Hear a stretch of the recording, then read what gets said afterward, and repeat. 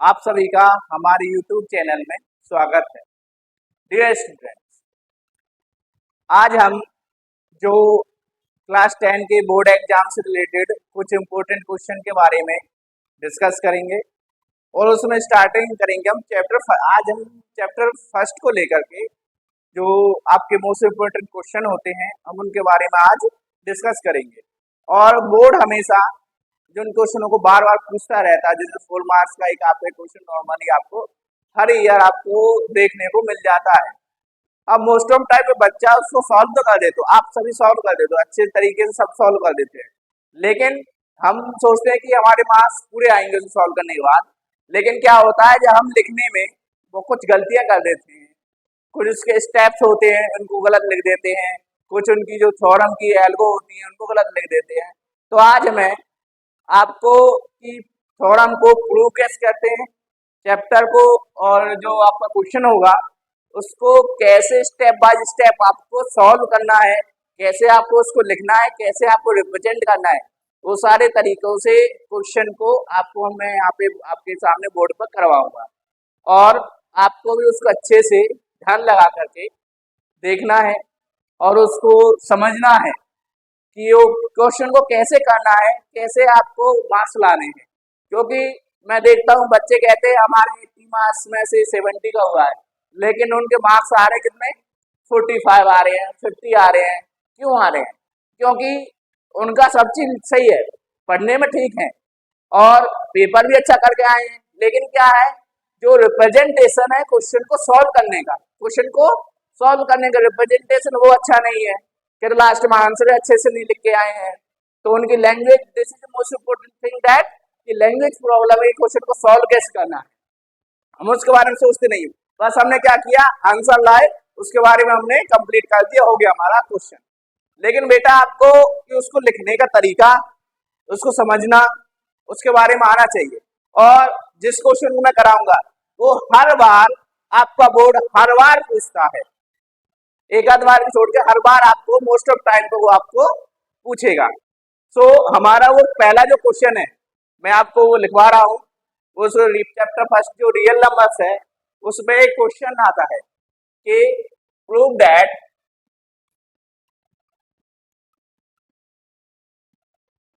√2 is irrational number. ठीक, तो अब हमें इसको प्रूव करना है कि √2 रेशनल नंबर है।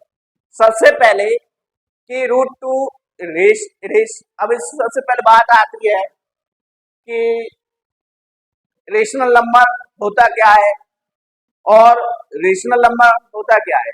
जब तक हमको ये नहीं पता होगा कि रेशनल इरेशनल होता क्या है तो उसके बारे में हम क्या जानेंगे।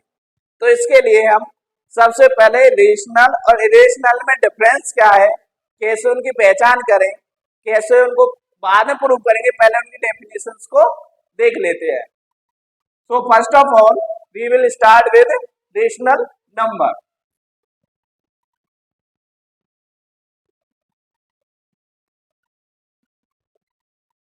What is rational number? A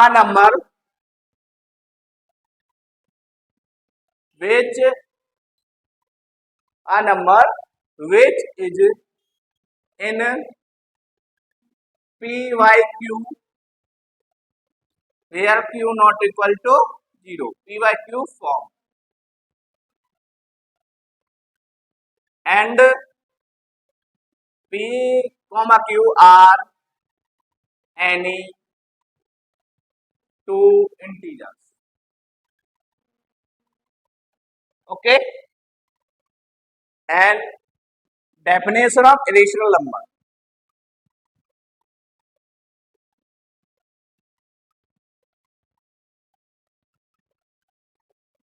So a number which is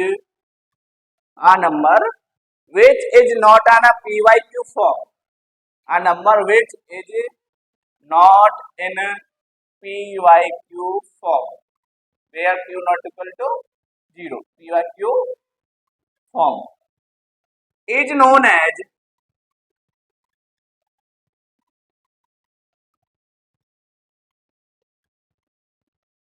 irrational is known as irrational number.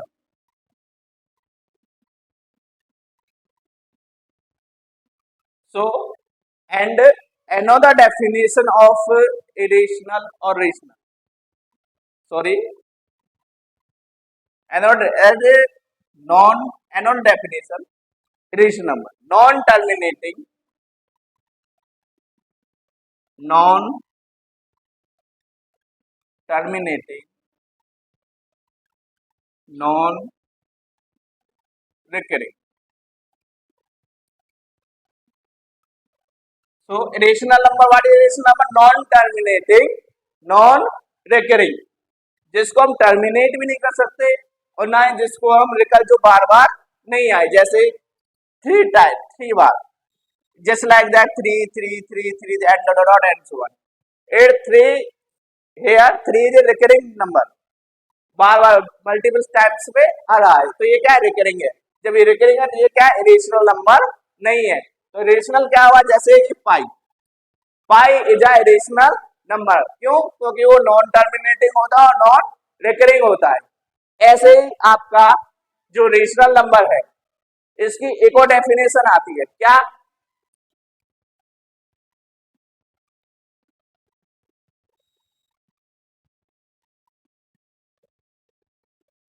PYQ form में तो होगा ही होगा, यानी टू इंटीजर, लेकिन उसमें एक और इम्पोर्टेंट थी, P, Q. P, Q have common factor only 1.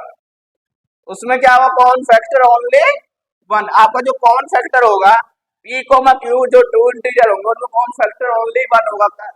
जब आपका कॉमन फैक्टर 1 हो तो आपका वो क्या होगा? Rational number. और PYQ की फॉर्म में कॉमन फैक्टर ओनली 1 हो. और इरेशनल नंबर का होगा which is not PYQ form. और दूसरी चीज उसमें non terminating, non recurring. This is the most important thing in between irrational number and rational number. So you have to note down it.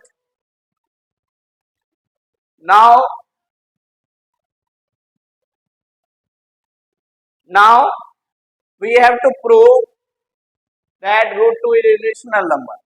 There is a algo, there is a step by step how we have to solve in a board exam and how we have to write in a board exam step by step. So we will start.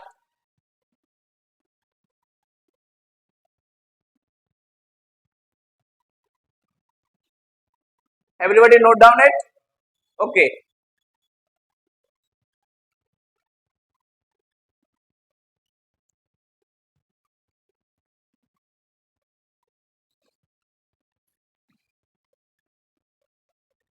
Solution.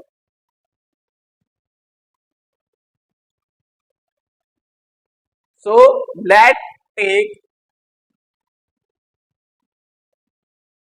root 2 is rational number. Root 2 is rational number. क्या कर रहे हैं हम? Root 2 को क्या prove करना है? Rational. लेकिन हम इसको क्या लेके चले कि ये हमने माना, चलो एक रेशनल नंबर है. क्या माना? रेशनल. हमें रेशनल को देखो, सच को दो तरीके से सॉल्व करते हैं. एक तो झूठ का सहारा लेके कि झूठ बोलो जो सामने वाला अपने आप ही सच बोलते हैं, और दूसरा होता है सच को वेरीफाई करवाओ कि वो कैसे बोलना है. तो हम क्या कर रहे हैं? ये इरेशनल प्रूव करना है, लेकिन हम गलत मान के चलेंगे शुरू से ही. क्या? कि हम इसे मानेंगे कि ये एक रेशनल नंबर है. ठीक है. तो अब root 2 is equal to a upon b. Root 2 is equal to a upon b, where b not equal to 0. आप PYQ भी ले सकते हो, यहाँ पे a, b ले सकते हो, जो आपको लेना है वो लीजिए, it doesn't matter. Root 2 is equal to a upon b, where b not equal to 0, और a, b, any क्या है? Two integer. b यानी टू इंटीजर. a, b क्या? दो इंटीजर है. ठीक, और and common thing, have a common factor only one, have a common have a common factor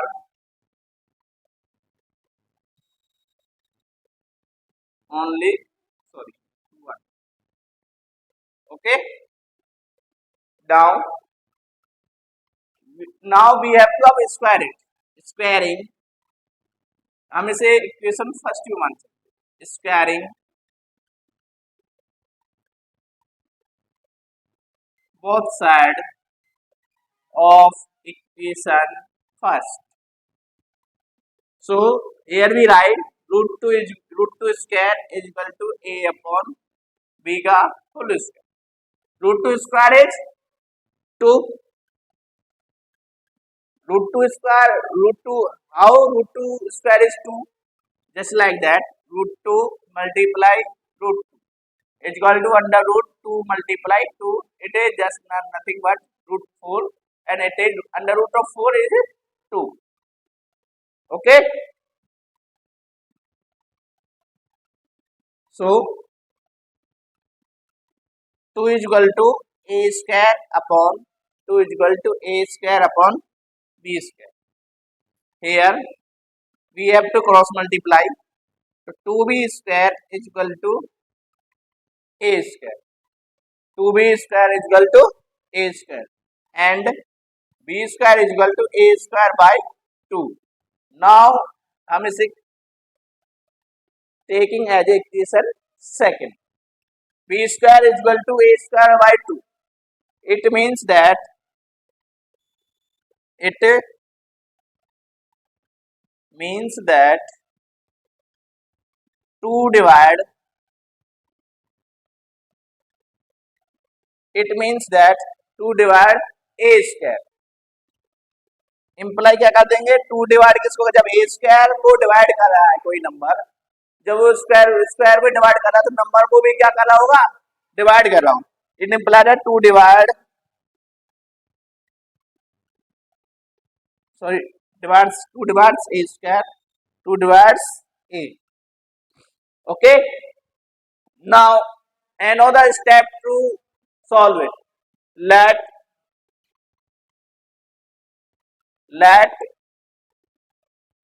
note down कर लीजिए पहले.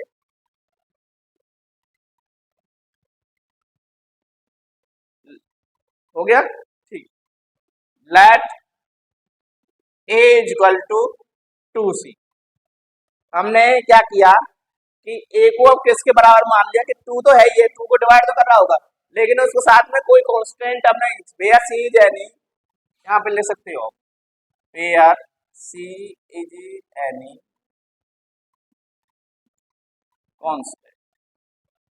c क्या है, कोई कॉमन है कि आपका एक कांस्टेंट, c क्या कांस्टेंट है कोई भी जो 2 के मल्टीपल में है आपका. अब क्या करो, इसको आप a इक्वल टू 2c को इक्वेशन नंबर 3 मान लो. ठीक, अब क्या कीजिए, स्क्वायरिंग वही सेम स्टेप करना है आपको यहाँ पे भी, जो यहाँ पे किया था स्क्वायरिंग बोथ साइड, वही सेम स्टेप यहाँ पे करना है. Squaring both side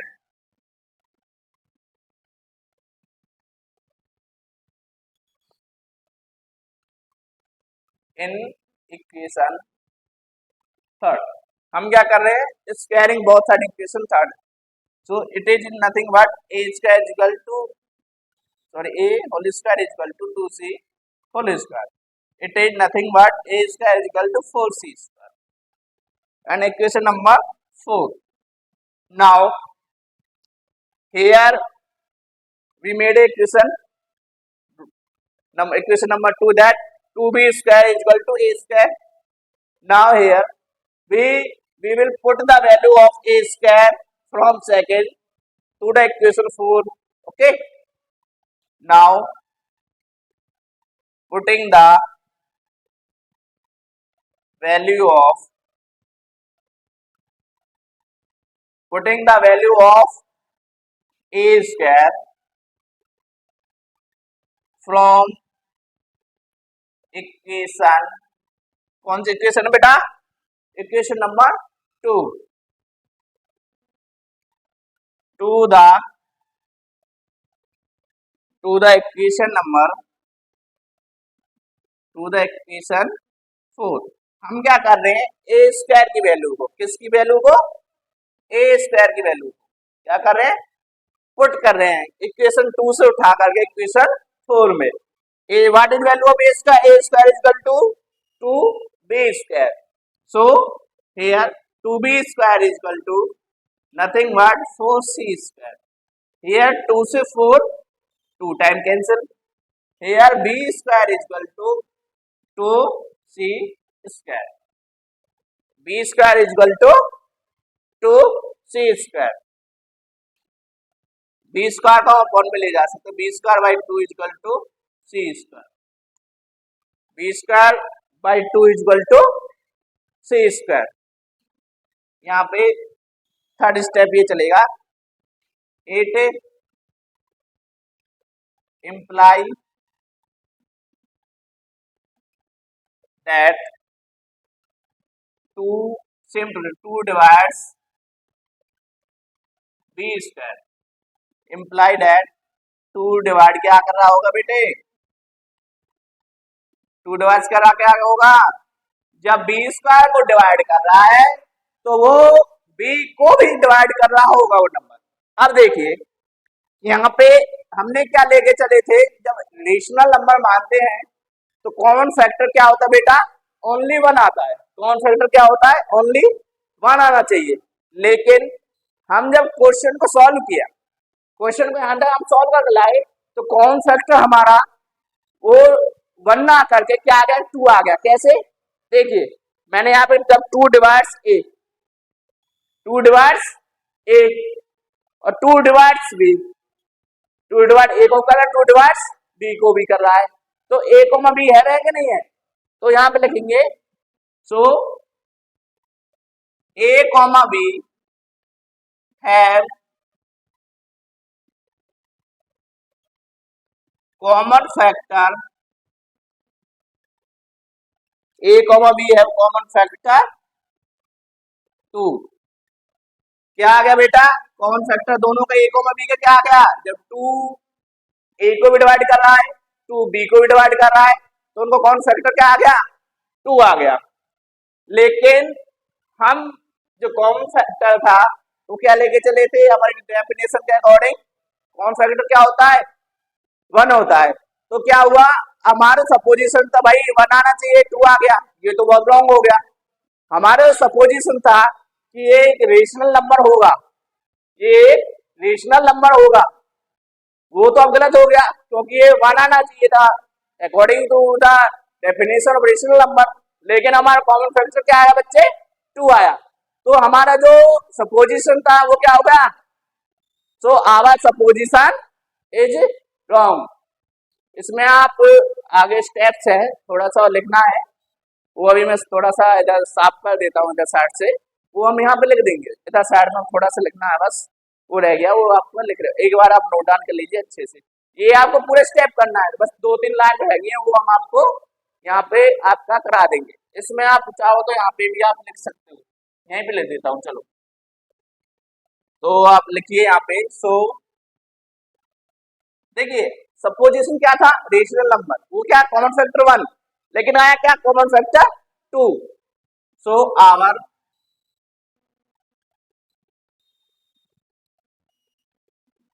supposition is wrong. क्या है बेटे, हमारी जो सपोजिशन थी क्या हो गई, गलत हो गई। हैंस क्योंकि जो हमारा टेस्ट था वो रेशनल नंबर प्रूव करने का, वो फेल हो गया, फेल हो गया तो भाई वो रेशनल तो होगा नहीं, दूसरा क्या होगा फिर वो rational. Hence root 2 is rational number. आपको देखो मैं गिना देता हूं, ये जो है आपका टोटल, ये आपका है फर्स्ट वाला स्टेप। उसके बाद हमने क्या किया, ये वाला स्टेप लिया, कंप्लीट लिया, इसको हमने 2 मानना, ठीक, जो कंप्लीट चला है अभी तक यहाँ तक। इसके बाद ये है ये आपका मानना हमने लिया, ये कंप्लीट लिया बेटा, ये है थर्ड स्टेप आपका। और दूसरा जो है ये है आपका फोर्थ स्टेप। यानी फर्स्ट स्टेप आपका कंप्लीट ये रहा, उसके बाद यहाँ से स्टार्ट किए हम, ये आपका सेकंड स्टेप रहा, उसके बाद थर्ड स्टेप पे यहाँ पे आए हम, उसका फोर्थ स्टेप में आपका इतना हमको लिखना है।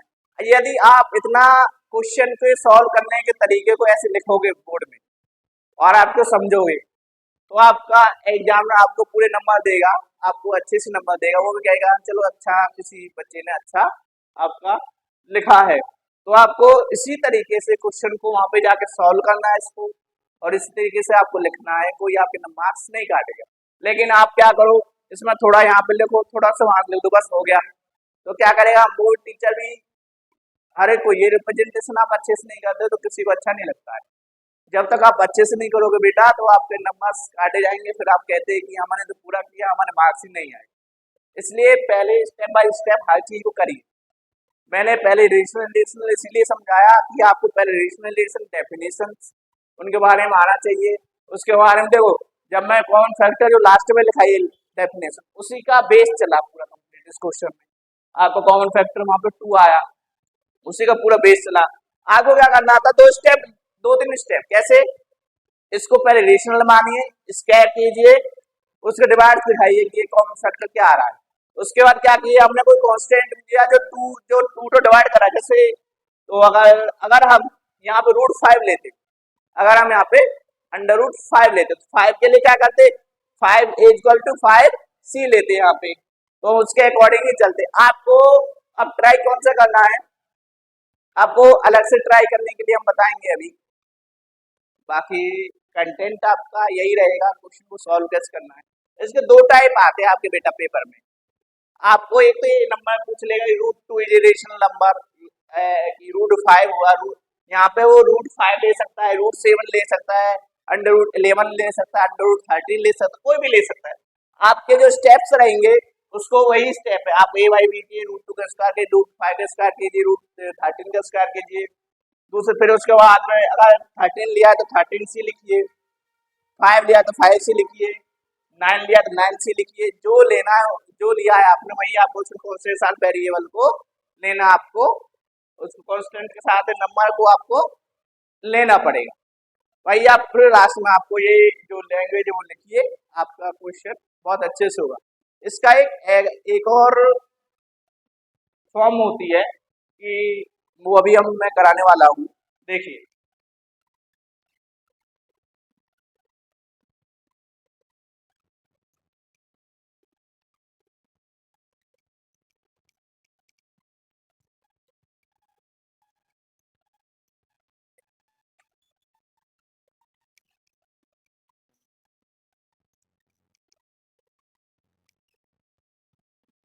बेटा अभी तो मैंने बहुत स्लो कराया, लेकिन जब आप ये प्रैक्टिस कर लोगे, आप अच्छे से जब प्रैक्टिस में लाओगे, 2-4 बार क्वेश्चन करोगे, आपको मैं आज जैसे आप मुझे होमवर्क दे दे रहा हूँ आपको, ठीक, कि आप घर पे ट्राई कर सकते हैं कि √5, √7, √11, √13 इज एन इरेशनल नंबर।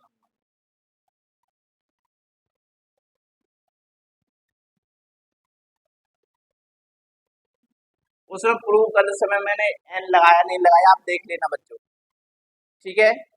आप फिर कहोगे कि एन एन लगाया सर ने तो एन ही नहीं लगाया, वो ध्यान नहीं रहा होगा। तो आप इरेशनल नंबर एन सभी हैं, इनमें से अलग से हर एक के लिए सेपरेट, √5 इरेशनल, √7, √11, √13 इरेशनल नंबर। इस टाइप के क्वेश्चन आपको बोर्ड आपको देता है, हर बार देता है।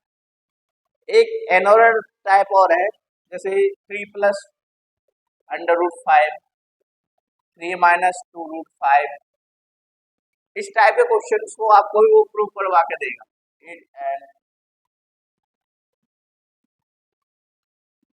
इरेशनल नंबर, तो क्या करना बेटे आपको, आपको अब हम दूसरे टाइप को डिस्कस करेंगे कि इरेशनल नंबर जैसे 3 + 2√5, 3 - 2√5, 3 + कुछ भी ले सकते हैं, 2 - 2√3, 2 - 3√2। जैसे इस टाइप के क्वेश्चन होते हैं उनको कैसे सॉल्व करते हैं हम, कि क्या एल्गो है, उनका एक छोटा सा स्टेप्स है, इसमें नहीं है।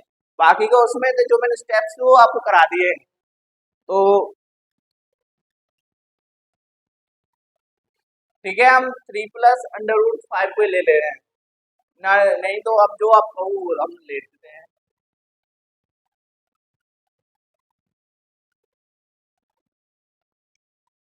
चलो एक क्वेश्चन ले लेते हैं, प्रूव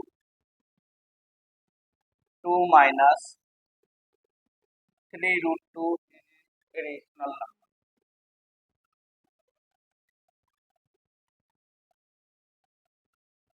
सॉरी, मैंने फिर एंड नहीं लगाया, इरेशनल नंबर। देखिए हम इसको सेम स्टेप्स है वही करेंगे जो हमने पिछली अभी एक जो पहले हमने इरेशनल नंबर कराया उसी में कराया, तो इसमें लिखेंगे हम let solution, let 2 - 3 is are rational number. हमने क्या माना है इसको, इज आर, क्या मान लेते हैं, 2 - 3√2 क्या बेटा, ये अपना एक क्या है, रेशनल नंबर है। जब मैंने अभी आपको बता दिया, जब रेशनल नंबर है तो ए वाई बी या पी वाई क्यू की फॉर्म में होगा। तो हमने माना 2 - 3√2 is equal to A upon B, B not equal to 0, where A comma B any B any two integer, A comma B क्या बेटा, दो इंटीजर है, एंड हैव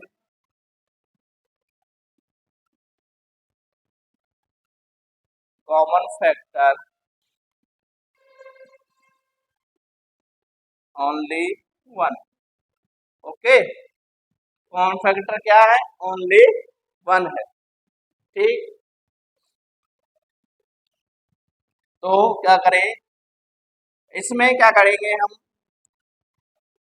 2 - 3√2 क्या करें, इसको हम क्या करेंगे, इसका ट्रांसपोज करेंगे, किसका, 2 का क्या कर रहे हैं हम, क्या करें यहाँ पे हम 2 का क्या करें ट्रांसपोज, तो -3√2 इज इक्वल टू क्या लिखो, ए अपॉन बी -2, तो माइनस का 3√2 इज इक्वल टू, यहाँ पे क्या करो बेटा एलसीएम लेंगे, बी और 1 का एलसीएम क्या आएगा, बी आएगा, डिवाइड करो क्या आएगा, ए माइनस 1 का डिवाइड बी में करोगे तो क्या आएगा, बी आएगा, बी का मल्टीप्लाई 2 से करो क्या आएगा, 2b, a - 2b upon B. जब आपका इधर ये दोनों क्या है प्रोडक्ट में, तो क्या करें, हमारे पास क्या राइट है कि इसको हम अपॉन में ले, यदि एडिशन फॉर्म होती, यहाँ पे एडिशन थी तो अब इसको ट्रांसपोज किया, लेकिन यहाँ पे मल्टीप्लिकेशन फॉर्म है, तो इसमें क्या करोगे, हम इसको 3 को अपॉन में उसके डिनोमिनेटर में ले जा सकते हैं। तो √2 इज इक्वल टू क्या रखोगे, a - 2b अपॉन माइनस का 3b। ठीक, सो a comma B any to, तो ये क्या है, a बी यानी 2 इंटीजर क्या थे, 2b यानी 2 integer. So a - 2b also an integer,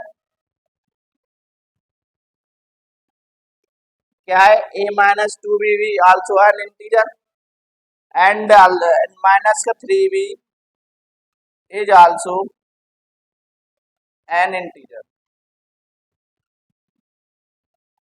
-3b is also an integer. जब ये दोनों इंटीजर है तो क्या होगा, रेशनल नंबर में क्या होगा, p/2 की फॉर्म में होगा, दोनों इंटीजर है। सो a - 2b upon -3b is also also is क्या हुआ, जब p/q की फॉर्म में होता है, ये क्या a - 2b 3b क्या हुआ, रेशनल नंबर क्या होगा बेटे, क्या होगा, रेशनल नंबर। क्या होगा ये रेशनल, a माइनस 2a+3 भी जब क्या आ गया रेशनल नंबर, जब ये रेशनल नंबर हुआ इसको आप इक्वेशन फर्स्ट मान सकते हैं। अब 2 मान लीजिए, चलिए कोई नहीं, 2 इसे मान लीजिए फर्स्ट। जब a माइनस 2a+3 भी रेशनल नंबर, जब ये रेशनल नंबर, क्या ये रेशनल नंबर है कि नहीं है, क्या ये rational number, so √2, so √2 is also a rational, so √2 is also a rational, sorry एक वो अलग बना दीजिए, √2 is also a rational number। अब देखिए हमने जब √2 also a rational number, लेकिन हमने को क्या पता है √2 तो क्या होता है, अभी हमने प्रूव किया था √2 इज इरेशनल नंबर, लेकिन हमने क्या प्रूव करते √2 इज रेशनल नंबर, लेकिन ये तो रेशनल नंबर ही नहीं होता, ये तो रेशनल होता, हमने क्या प्रूव करते रेशनल होता है, ये तो कॉन्ट्राडिक्शन आ गया। क्या आ गया एक, देख ये अब कॉन्ट्राडिक्शन किसका है, रेशनल वाला, रेशनल नंबर का। दिस कॉन्ट्राडिक्शन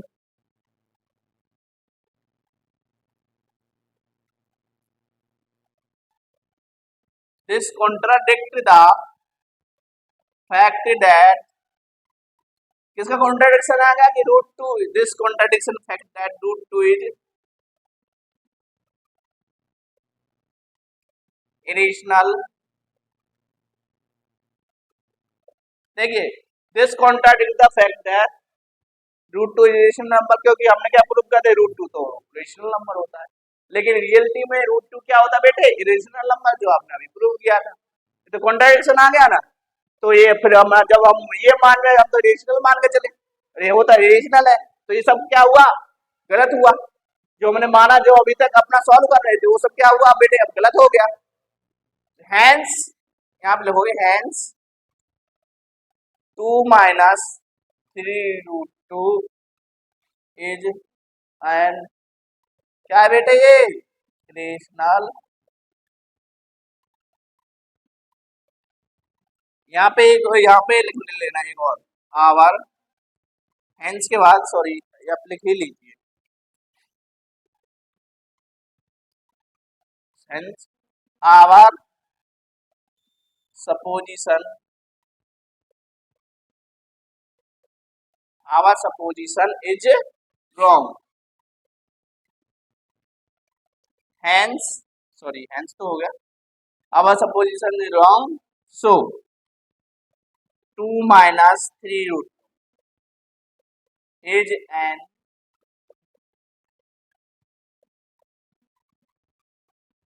irrational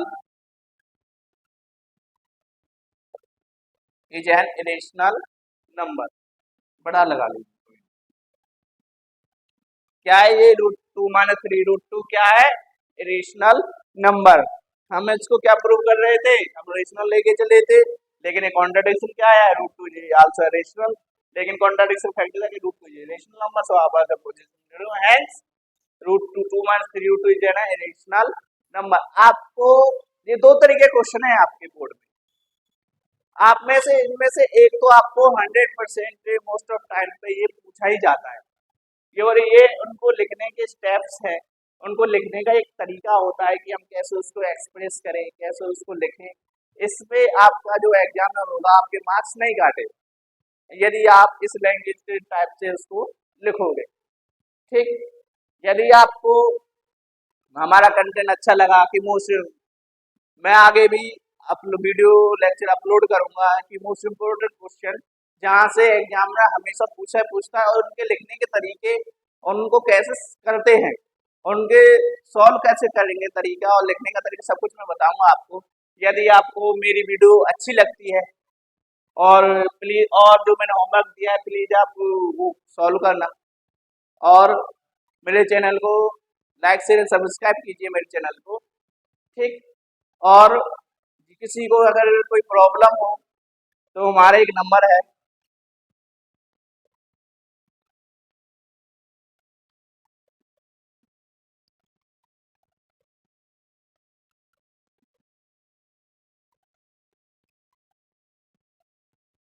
हमारा एक नंबर है, इस पे आप हमें व्हाट्सअप कर सकते हैं यदि आपको कोई प्रॉब्लम आती है।